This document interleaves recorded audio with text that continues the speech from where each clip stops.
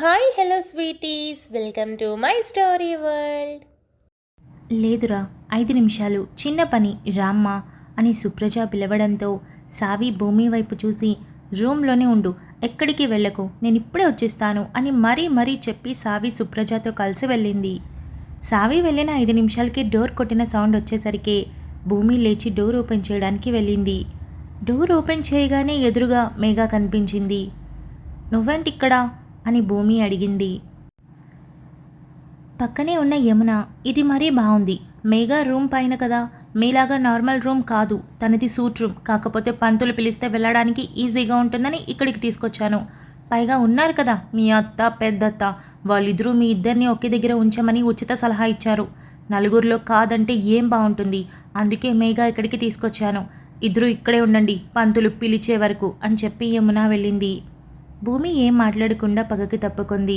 మేఘా వెళ్ళి అద్దం ముందు కూర్చొని తనని తాను చూసుకుంటూ, ఏమైనా పెళ్లి కూతురుగా నీకంటే నేనే బాగున్నాను, చూస్తూ ఉండు, వరుణ్ నా మెడలో 3 ముళ్ళు వేస్తాడు, రాత్రికి ఫ్రెష్గా ఫస్ట్ నైట్ చేసుకోబోతున్నాం, నువ్వు ఆ రాకేష్తో కాలరాత్రి చేసుకో సరేనా అని మేఘా అద్దంలో నుండే భూమిని చూసి వటకారంగా మాట్లాడింది. భూమికి ఆ మాటలకి బాధేసిన వరుణ్ మీద ఉన్న నమ్మకాన్ని అలాగే నిలుపుకొని మౌనంగా వెళ్ళి పక్కన కూర్చుంది. మేఘ తన ఫోన్లో ఫొటోస్ తీసుకుంటూ ఉండగా, మేఘ బావని పెళ్లి కొప్పిస్తే నువ్వు ఆ రోజు ఏదైతే నాకు చెప్పావో అది చెయ్యవు కదా అని అడిగింది. అరే డార్లింగ్, పెళ్లి కొప్పిస్తే కాదు పెళ్లి జరిగితే అన్నాను, పెళ్లి కానీ తర్వాత చూద్దాం అని మేఘ అనింది. అదేంటి మేఘ ఇప్పుడు ఇలా మాట్లాడుతున్నా, నువ్వు చెప్పావు కదా బావతో పెళ్లి కొప్పించాక ఏదైతే జరిగిందో ఆ మాట వెనక్కి తీసుకుంటా అని, ఇప్పుడేంటి మళ్ళీ కొత్తగా మాట్లాడుతున్నావు అని భూమి లేచి నిలబడింది. చూడు, నేను నీకు వెర్రిదానిలా కనిపిస్తున్నానా లేక తిక్కదానిలా కనిపిస్తున్నానా? వరుణ్ నా మెడలో 3 ముళ్ళు వేసినా వేయకపోయినా నేను చెప్పింది చేసే తీరుతాను. కాకపోతే దీంతో పాటు వరుణ్ని కూడా నీ దగ్గర నుండి లాగేసుకుంటే నువ్వు కుళ్ళి ఏడుస్తావు కదా, అది చూడ్డం కోసమే ఇదంతా. అయినా నిన్ను సుఖంగా బ్రతకనిస్తానా ఏంటి? అది జరగని పని అని మేఘ నవ్వింది. భూమి కన్నీళ్లతో ఆవేశంగా మేఘ దగ్గరికి వెళ్ళి, ఏంటి మేఘ ఏదేదో మాట్లాడుతున్నావు, ఇప్పటికిప్పుడు కావాలంటే ఈ పెళ్ళి ఆపేయగలను చెప్తున్నా అని బెదిరించింది. వెళ్ళి పెళ్ళి ఆపై ఆ తర్వాత జరిగే పరిణామాలకి నువ్వే కారణమవుతావు అని మేఘ చాలా గట్టిగా చెప్పింది. భూమి తన కోపాన్ని మొత్తం తన పిడికిలిలో చూపిస్తూ ఉండగా డోర్ కొట్టిన చప్పుడైంది.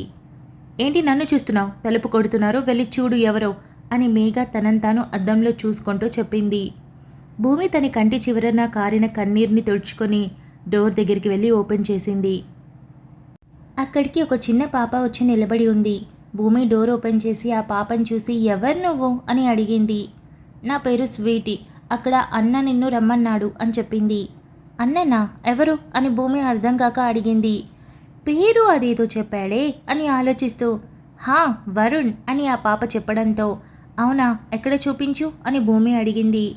ఆ పాప వరుణ్ ఎటువైపు ఉన్నది స్పష్టంగా చేపెట్టి చూపించడంతో, సరే నేను వెళ్తానులే నువ్వు వెళ్ళు అని భూమి అటు ఇటు చూసి జనాలంతా మండపం వైపు వెళ్ళడంతో అక్కడంతా చాలా వరకు ఖాళీగా ఉంది. అయినా ఈ టైంలో వరుణ్ పిలవడం ఏంటి, ఏదైనా ప్లాన్ ఉంటుంటుంది అని అనుకుంది భూమి. ఎవరొచ్చింది అని మేఘా అడిగింది. ఎవరో తెలీదు, మండపంకి దారి అడిగితే చెప్పాను, నేను ఇప్పుడే వస్తాను, నాకు దాహంగా ఉంది అని భూమి డోర్ వేసి అక్కడి నుండి ఆ పాప చూపించిన వైపు వెళ్ళింది. అక్కడికి వెళ్ళేటప్పటికీ ఎవరూ కనిపించలేదు. ఇదేంటి, ఆ పాప ఇక్కడే కదా బావ ఉన్నాడని చెప్పింది, మరి కనిపించడే అని అనుకుని బావా బావా అని పిలిచింది. సడన్గా తన నోటి మీద ఎవరో చేపెట్టి నొక్కడంతో భూమి భయపడిపోయింది. ఆ వ్యక్తి భూమిని పక్కకు తీసుకుని వెళ్ళిపోయాడు. వరుణ్ చక్కగా రెడీ అయి వెళ్ళి పెళ్లిపీటల మీద కూర్చున్నాడు. అటు రాకేష్ కూడా పెళ్లిపీటల మీద కూర్చున్నాడు. ఇద్దరితో పంతులు పూజ చేయిస్తూ ఉన్నాడు. కాసేపటికి పూజ పూర్తయ్యాక పెళ్లి కూతుర్ని తీసుకురమ్మని చెప్పడంతో అటు మేఘ వాళ్ళ అమ్మ యమున, ఇటు సావి వేద భూమి కోసం వెళ్లారు. ఇద్దరూ ఒకే రూమ్లో మేని ముసుగులో కూర్చొని ఉండడంతో అందరూ లోపలికి వెళ్ళారు. మేఘ పద వెళ్దాం అని యమున అంటే అటు సావి వేద కూడా భూమిని తీసుకొని పదమ్మా అని అన్నారు. ఇద్దరినీ తీసుకొని వెళ్ళి వరుణ్ పక్కన రాకేష్ పక్కన కూర్చోబెట్టారు. మండపం మొత్తం బాజా భజంత్రీలతో పాటు చాలా మెండుగా వచ్చిన బంధు పరివారంతో కళకళలాడుతోంది. ముందు వరుసలో అందరూ సొంత వాళ్ళు కూర్చోగా తర్వాతంతా బంధువులు కూర్చొని ఉన్నారు. హరిప్రసాద్ గారు, రఘు, సుందరం, బాలరాజు వరుసగా కూర్చొని వేడుకొని కనుల విందుగా చూస్తూ మురిసిపోతున్నారు. కేవలం బాలరాజు, రఘు మాత్రం మొహంలో బాధను నింపుకొని వరుణ్ భూమికి పెళ్లి జరుగుంటే బాగుండేది అని మనసులో అనుకున్నారు. హరిప్రసాద్ సుందరంతో పాటు మిగిలిన అందరూ అత్యంత అద్భుతంగా చేస్తున్న పెళ్లిని చూస్తూ ఉన్నారు. హరిప్రసాద్ గారు పేరు మోసిన జడ్జి కావడంతో ప్రముఖులు కూడా విచ్చేస్తూ ఉండడంతో పైగా పెళ్లిని చాలా హై క్లాస్గా చేయడంతో వచ్చిన వాళ్ళు చాలా గొప్పగా మాట్లాడుకుంటూ ఉన్నారు. మరోవైపు పెళ్లి తంతు జరుగుతూ ఉంది. సరిగ్గా పూజ మొదలైన 20 నిమిషాలకి జీలకర్ర బెల్లం పెట్టించి ముహూర్త సమయం దగ్గర పడడంతో రాకేష్ వరుణ్ చేతికి తాళిని అందించారు. వరుణ్ రాకేష్ కొండంత సంతోషంతో తమ జీవితం కొత్తగా మొదలవబోతోంది అన్న ఆనందంతో పక్కన ఉన్న తమ జీవిత భాగస్వామి మెడలో 3 ముళ్ళు వేశారు. పరివారమంతా అక్షింతలు పూలవాణి నలుగురి మీద కురిపించారు. తాళి కట్టిన 2 నిమిషాలకి కళ్యాణ మండపంలోకి ఆపండి ఈ పెళ్ళి అని గట్టిగా ఎవరో అరవడంతో అటు భజంత్రీలు ఆగాయి, ఇటు బంధువులు పీటల మీద ఉన్న 2 జంటలు కూడా అరుపు వినిపించిన వైపు తిరిగి చూశారు. ఎదురుగా పట్టుచీర కుచ్చిళ్ళు చేతపట్టి గందరగోళంగా చెరిగిపోయిన జుట్టుతో మండపంలోకి పరుగులాంటి నడకతో అడుగుపెట్టింది. చూస్తున్న ప్రతి ఒక్కరూ షాక్ అయిపోయారు. అసలు మేఘ ఇక్కడ ఉంటే పీటల మీద ఉంది ఎవరు అని తలలు బాధేసుకున్నారు. పైగా ఆ జుట్టు చెరిగిపోవడం, ఆ చీర నలిగిపోవడం చూసి అందరూ చెవులు కొరుక్కోవడం మొదలుపెట్టారు. వెనకే వచ్చిన ఆకాష్ని చూసి రఘు, సుందరం, బాలరాజు, కవిత, సుప్రజ మొత్తం ఇంట్లో వాళ్ళు షాక్ అయ్యారు. మేఘ మెడలో మిలమిలా మెరిసిపోతున్న తాళిని చూసి మరింత ఆశ్చర్యంతో గుసగుసలాడడం మొదలైంది. హరీష్ పరుగులాంటి నడకతో ఆకాష్ దగ్గరికి వెళ్ళి, ఏంట్రా ఇక్కడ ఏం జరుగుతోంది? ఎవరైనా ఏమైనా చేశారా?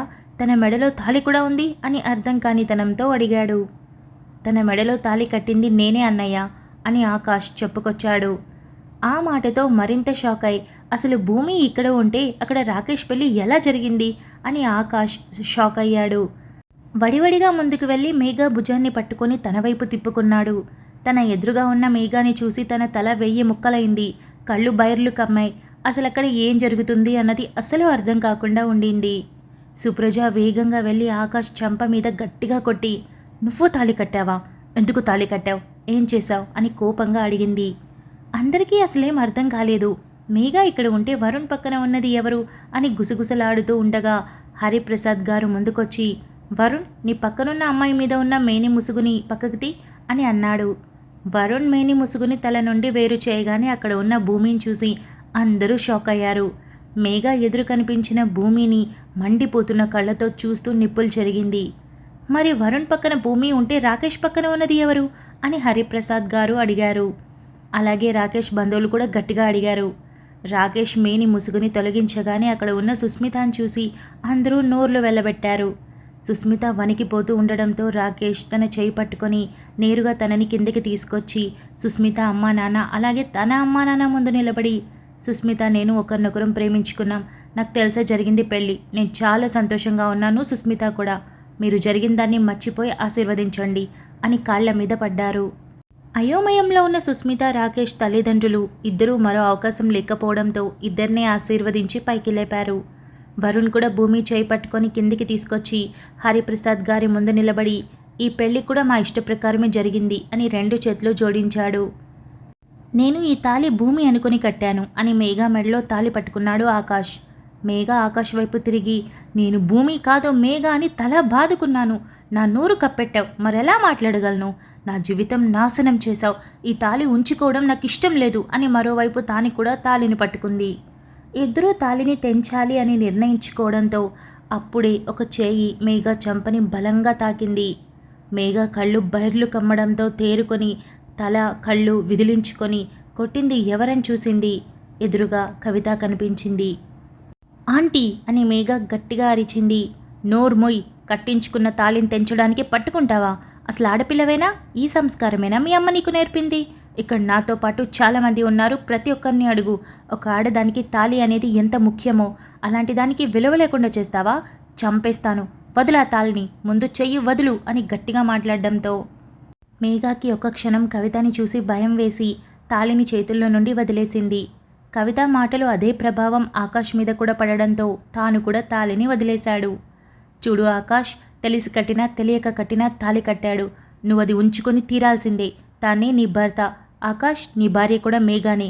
అయినా నువ్వేంట్రా అంటున్నావు? భూమి మెడలో నువ్వు తాళి కట్టాలి అనుకున్నావా అని ఆకాష్ కాలర్ పట్టుకొని గుంజుతూ అడిగింది కవిత. ఆకాష్ ఒక్కసారిగా తను అనుకున్నది తలకిందులవ్వడంతో అసలేం అర్థం కాక సమాధానం చెప్పకుండా నిల్చున్నాడు. ఆంటీ, ఈ పెళ్ళి ఎలా చెల్లుతుంది?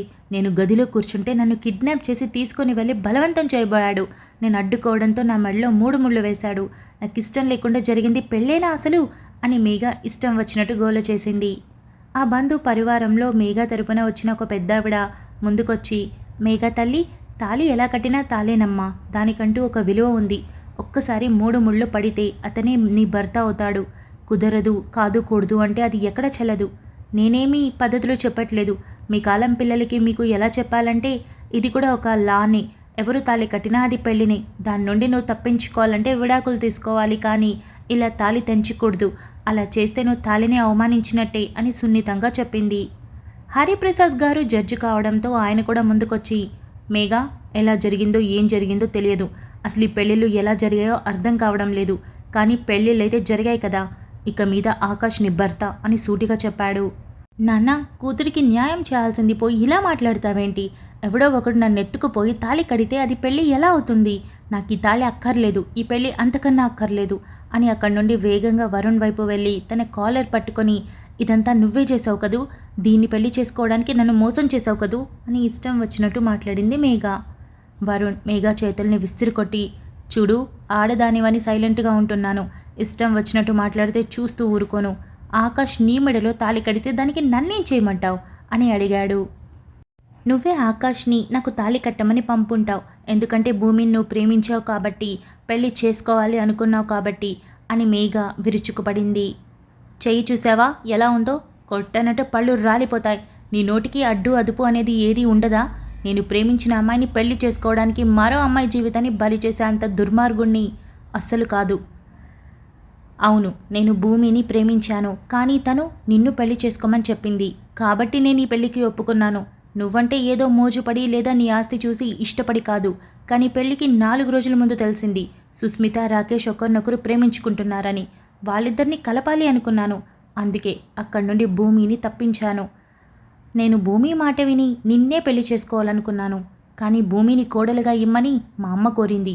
నాకందరికన్నా కూడా మా అమ్మే ఎక్కువ. భూమి అడిగినందుకు నిన్ను పెళ్లి చేసుకోవాలనుకున్నా నీలాంటి దాన్ని చేసుకొని నేను బాధపడుతూ ఉంటే నన్ను చూసి మళ్ళీ ఇది కూడా బాధపడుతుంది. అందుకే ఎవరికీ బాధ లేకుండా మా అమ్మ మాట వినాలని ఫిక్స్ అయ్యాను. భూమిని పెళ్లి చేసుకున్నాను. కానీ మధ్యలో నిన్ను ఇన్వాల్వ్ చేయాలి అనుకోలేదు అని వరుణ్ అన్నాడు. మేఘ పిచ్చి పట్టిందానిలా బిహేవ్ చేస్తూ అక్కడి నుండి ఆకాష్ దగ్గరికి వెళ్ళి, నువ్వు తాళి కట్టేది ఎవరిని చూసుకోవా? ఆడదైతే చాలా, అసలు నన్నెందుకురా కిడ్నాప్ చేశావు అని అరిచింది. పెళ్ళికొచ్చిన వాళ్ళంతా విచిత్రంగా చూస్తూ ఉండడంతో హరీష్, వేద కలిసి అందరినీ ఇది ఫ్యామిలీ విషయం, వెళ్ళిపోమ్మని మర్యాదపూర్వకంగా కోరారు. అందరూ వెళ్తూ ఉన్నారు. సావి మాత్రం ఒక దగ్గర కూర్చొని లడ్లు తింటూ విచిత్రాన్ని చూసినట్టు చూస్తూ ఉంది. ఇంత హడావిడిలో సందీప్ దూరంగా కూర్చొని తింటున్న సావి దగ్గరికి వెళ్ళి, వస్తే తిక్కదానా, ఇక్కడ ఇంత జరుగుతూ ఉంటే నీకు లడ్డూలు ఎలా కడుపులోకి వెళ్తున్నాయి అని అడిగాడు. ఇదిగో ఇలా అని ఒక లడ్డూ తిని చూపించింది సావి. సందీప్ తల కొట్టుకొని, ముందెళ్ళు, అక్కడ నీకు తోచింది ఏదో ఒకటి చెయ్యి అని సందీప్ అన్నాడు. చేసేదేం లేదు, అక్కడ ప్రేమించుకున్న 2 జంటలు పెళ్లి చేసుకున్నాయి. అంతకంటే సంతోషమేముంటుంది? అందుకే నోరు తీపి చేసుకుంటున్నా. నువ్వెళ్ళి నీ చెల్లిని కాస్త కూల్చేయి. అవ్వలేదనుకో పైనుండి ఐస్ నీళ్లు పోయి అని సావి సలహా ఇచ్చింది. సందీప్ తల కొట్టుకొని వెళ్ళాడు. మేఘ ఆవేశంగా ఆకాష్ చెంప మీద చెయ్యి చేసుకోబోతుంటే ఆకాష్ వెంటనే రియాక్ట్ అయి మేఘ చేతిని పట్టుకొని విసురుగా వదిలి, నిన్ను పెళ్లి చేసుకోవాల్సిన అవసరం నాకేం లేదు అని మాట్లాడుతూ ఉంటే భూమి ముందుకొచ్చి, ఒక్క నిమిషం బావా అని అనింది. వామ్మో, ఈ భూమి ఎందుకు వెళ్ళింది మళ్ళీ? ఇదొక తింగరు బుచ్చి అని సావి లడ్డూ ప్లేట్ పక్కన పెట్టి హడావిడిగా భూమి పక్కకు చేరింది. Thank you so much for listening guys. Update నచ్చినట్లయితే లైక్ చేయండి, షేర్ చేయండి, కమెంట్ చేయండి, అలానే సబ్స్క్రైబ్ చేసుకోండి. వచ్చేసాను ముచ్చట్లకి. ఈ అప్డేట్ ఎలా అనిపించిందో కమెంట్ చేయండి. మొత్తానికి స్టోరీ తర్వాత సంగతి, ముందు వరుణ్ భూమి మెడలో తాళి కట్టే సీన్ చూపించేయండి, మాకు బీపీలు షుగర్లు తగ్గుతాయి అని అన్నారు. మొత్తానికి పెళ్ళి అయిపోయింది. సో హ్యాపీయేనా? ఇకపోతే ఏం జరిగింది, ఎలా జరిగింది అనేది మనం నెక్స్ట్ పార్ట్లో చూద్దాం. మొత్తానికి వరుణ్ భూమికి, రాకేష్ సుస్మితకి, అలానే ఆకాష్ మేఘకి పెళ్ళిళ్ళు జరిగాయి. సో తర్వాత స్టోరీ ఎలా ఉంటుంది, ఎంత ఇంట్రెస్టింగ్గా ఉంటుంది, అసలు మేఘ ఏం బెదిరించింది, భూమి ఎందుకు భయపడింది, మరి ఇప్పుడు పెళ్లి చేసేసుకుంది కదా మేఘ గురించి భయపడుతుందా, ఇదంతా మనం నెక్స్ట్ పార్ట్లో చూద్దాం ఏం జరుగుతుందని. సో అదన్నమాట విషయం. ఇకపోతే మేఘ అక్క క్యారెక్టర్ ఉంది కదా, దాన్ని మనం ఇంకా రివీలే చేయలేదు. అసలు ఏం జరిగింది ఏంటి అన్నది తెలుస్తుంది మెల్లగా. మెల్లగా అని కాదు, పెళ్ళికి ముందు ఆకాష్ విషయం తెలుస్తుంది అన్నాను, పెళ్ళి తర్వాత మేఘ ఏం బెదిరించిందో తెలుస్తుంది అన్నాను కదా. సో ఇక్కడ టాప్ సీక్రెట్ ఏంటనేది తెలిసిపోతుంది మనకి. అదనమాట, అంతే, అంతకుమించి చెప్పలేను. ఇకపోతే అందరూ పొద్దున్నే ఇదే ఇమ్మని అడిగారు కనుక నేను ఈ అప్డేటే ఇస్తున్నాను. ఇక ఈవినింగ్ పక్కగా డాన్ పాప్ వస్తుంది. మీరు 2 రోజుల నుండి వాయిదా వేయిస్తూనే ఉన్నారు నాతోటి. సో ఇవాళ మాత్రం పక్కగా ఈవినింగ్ డాన్ పాప్ వచ్చేస్తుంది. అంతే ముచ్చట్లు. ఈ అప్డేట్ ఎలా అనిపించిందో కమెంట్ చేయండి. మనం తర్వాత అప్డేట్లో కలుసుకుందాం. అంతవరకు keep smiling, stay healthy, bye guys.